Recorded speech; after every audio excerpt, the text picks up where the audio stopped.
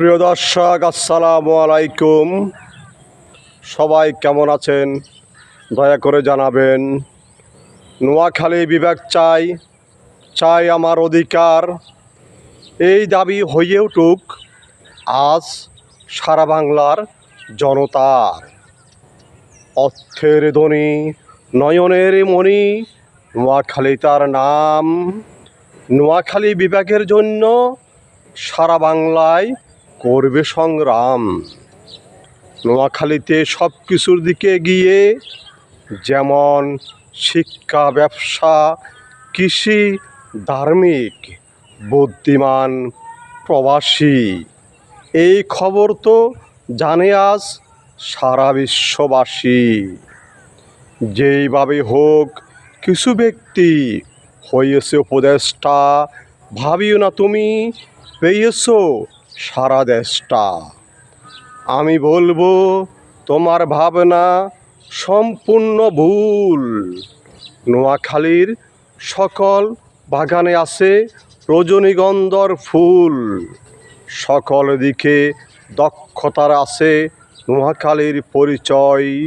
কেন নোয়াখালীবাসী বঞ্চিত তা মনে করিয়ে দিতে হয়।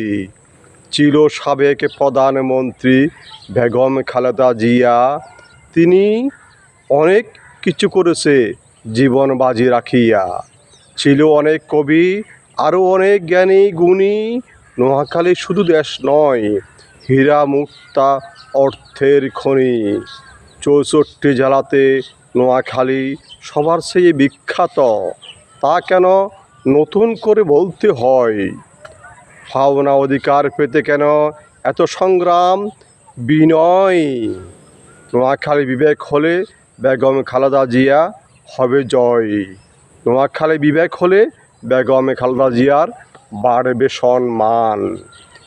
আমার এমন দাবি যদি যৌক্তিক হয়, আশা করি সবাই সাপোর্ট করে যাবেন। যদি ভুল ত্রুটি হয় তাহলে ক্ষমার দৃষ্টিতে দেখবেন। এই বাংলার বুকে নোয়াখালীর আছে হাজারো অবদান। তাই বলবো সবাই যেন নোয়াখালী বিবেক চান। আপনার জেলাতে আপনি যেতে পারেন, তাতে আমার নাই কোনো ক্ষতি। তবে নোয়াখালী বিবেক দেওয়ার জন্য আমার রইল মিনতি। কিছু উপদেষ্টা হঠাৎ এসে জুড়ে বসে গেছেন, শুধু ওনারা আবল তাবল কথা বলছেন। এইগুলো ছেড়ে দিন, সঠিক পথে চলার জন্য তৌফিক দিন।